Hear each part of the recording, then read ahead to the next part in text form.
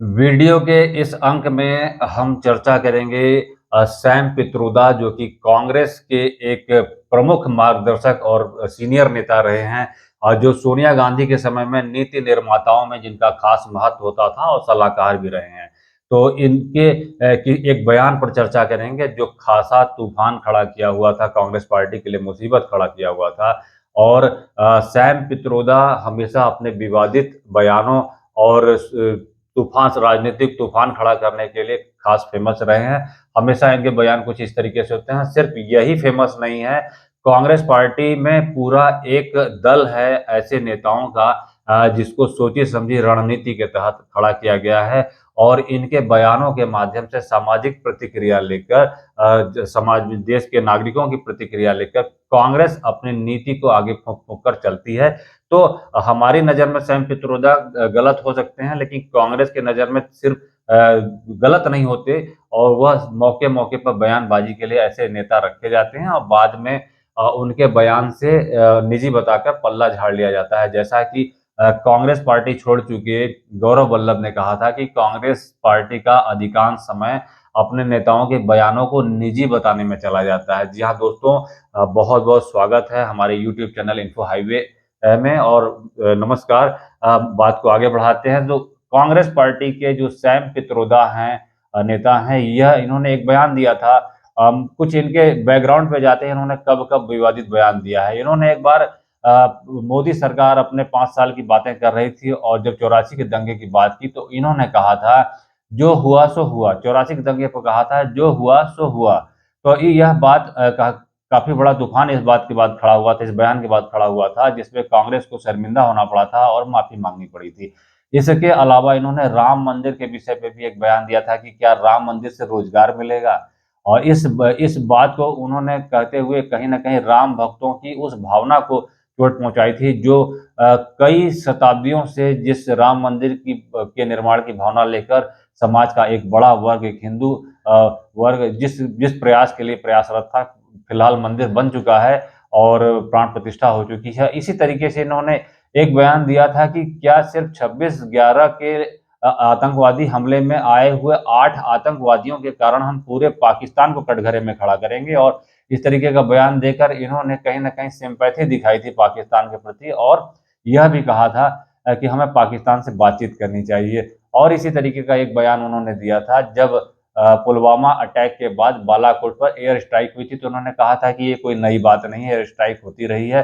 कहने का मतलब कि एयर स्ट्राइक कांग्रेस के समय में भी होती रही है, ये कोई नई बात नहीं है। तो इस तरीके के कई विवादित बयान देने के साथ-साथ इन्होंने जो अब चुनाव के समय जो विवादित बयान दिया है, इसको सिर्फ़ चुनावी माहौल, चुनावी वातावरण समझकर उनके इस बयान को नज़रअंदाज कर देना किसी भी राष्ट्र की अखंडता, संप्रभुता के लिए बहुत बड़ी चुनौती है, बहुत बड़ा खतरा है। इसलिए इनकी बातों का पोस्टमार्टम ज़रूरी है और पोस्टमार्टम के साथ-साथ मैंने इनके बैकग्राउंड बताया और यह चूँकि कांग्रेस के एक वरिष्ठ नेता हैं, तो इनके जो ख़्याल हैं, इनके जो विचार हैं, वो कांग्रेस के ही ख़्याल हैं क्योंकि वह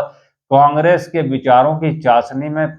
उखे हुए, पगे हुए हैं और कई वर्षों इन्होंने दशकों कांग्रेस के साथ बिताया है। तो इनके जो बयान आते हैं वो कांग्रेस के आप समझ सकते हैं कि अधिकृत बयान होते हैं और इसी बयान के कारण जब कांग्रेस जो इन्होंने बयान दिया फिलहाल मैं बयान बता दूँ कि उन्होंने बयान अभी दिया है हाल ही में एक हेरिटेज से एक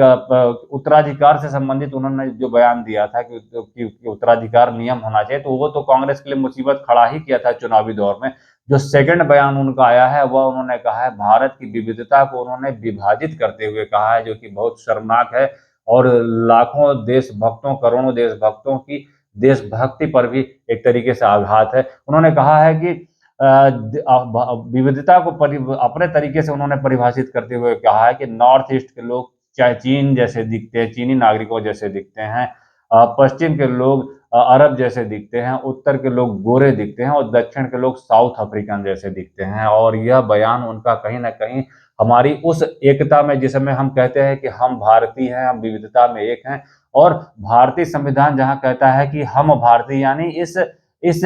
विभाजन को बाँटकर, इस विभाजन को भुलाकर हम भारतीय एक भावना के साथ जब आते हैं, तो इस भावना को उन्होंने यह कहकर बहुत चोट पहुँचाई है, जहाँ विविध भाषा, नस्ल, रंग और प्रांत को लेके विविध लड़ाइयाँ रहती हैं और इन लड़ाइयों से जब हम ऊपर उठते हैं तब हम कहते हैं कि हम भारतीय हैं, हम भारत माता के पुत्र हैं, भारत हमारा देश है, हम भारत के नागरिक हैं और इसी भावना के साथ जब सेना देश की रक्षा करती है, तो वह अपना बलिदान देती है और यह बलिदान सेना के स्तर पे और भारत के नागरिकों के स्तर पे, माताओं-बहनों के स्तर पे हमेशा से और लंबे समय से देश की रक्षा और अखंडता के लिए बलिदान लोग देते आए हैं। तो यह बयान कहीं न कहीं आघात है उस भावना को जिसमें हम इन सब चीज़ों से ऊपर उठकर इस और इससे जो लड़ाइयाँ छिड़ जाती हैं, जो आपसी विवाद खड़े होते हैं प्रांत के, नस्ल के, भाषा के और रंग-रूप के जो विवाद खड़े होते हैं, उससे जब हम ऊपर उठने की कोशिश करते हैं, तब हम संविधान की उस मूल भावना को टच करते हैं, कहीं न कहीं स्पर्श करते हैं, जिसमें कहा गया है कि हम भारत के लोग, यानी हम भारत के लोग यानी हम सब एक हैं और ऐसे बहुत से प्रयास किए गए हैं, बलिदान हुए हैं देश की सुरक्षा में जो जवान हमारे खड़े हैं, तो इस तरीके का जो उनका बयान है कांग्रेस की उस मंशा को दर्शाता है, जिसमें कांग्रेस कोशिश करती है कि बाँटो और राज करो क्योंकि देश मजबूत होता है जब हम सारी इस तरीके की विविधता से और इस तरीके के भेदभाव से और इस तरीके के विभाजन से ऊपर उठकर जब हम एक होते हैं, तो देश मजबूत होता है, देश अखंड और देश की अखंडता के लिए इस तरीके की एकता बहुत ज़रूरी होती है। देश की एकता और संप्रभुता के लिहाज से देखा जाए तो सैम पित्रोदा का यह बयान पूरी तरीके से देश के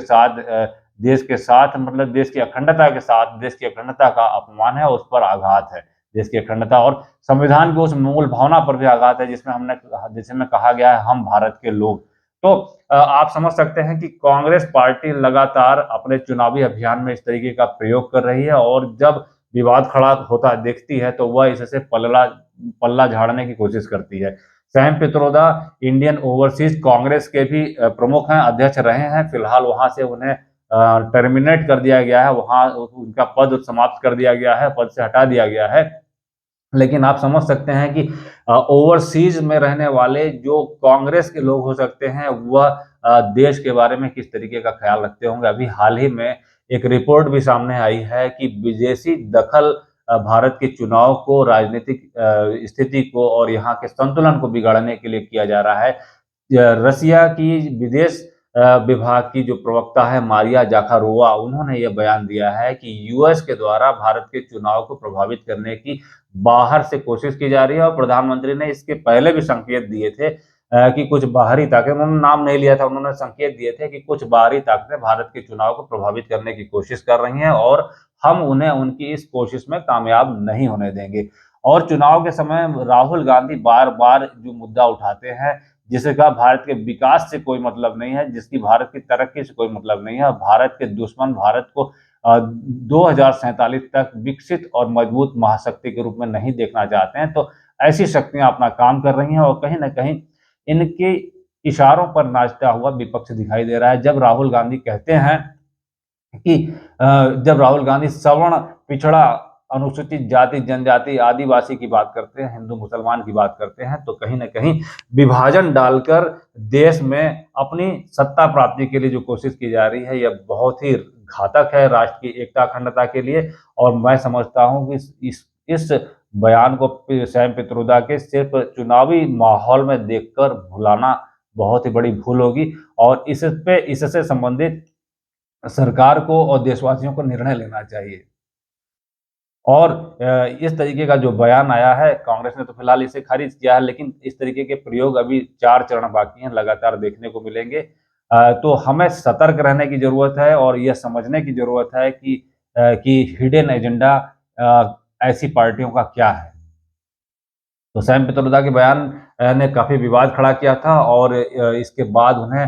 पार्टी से दरकिनार कर दिया गया है, लेकिन प्रयोग और परीक्षण जारी रहेगा। तो कुछ ऐसी अपडेट्स के साथ हम फिर आते हैं। हमारे द्वारा आपको यह जो कुछ अपडेट्स उपलब्ध कराई गई, जो कुछ विचार और जो चर्चा प्रस्तुत की गई, आपको कैसी लगती है, हमें कमेंट सेक्शन में ज़रूर बताइएगा। चैनल पर नए हो तो चैनल को लाइक, शेयर, सब्सक्राइब करिए। हमारे चैनल को प्रमोट करिए। भारत प्रथम की भावना, राष्ट्र प्रथम की भावना के साथ हमारी प्रस्तुति फिर से आती है, सामाजिक और राजनीतिक गतिविधियों की अपडेट्स के साथ। तब तक के लिए धन्यवाद, नमस्कार, वंदे मातरम।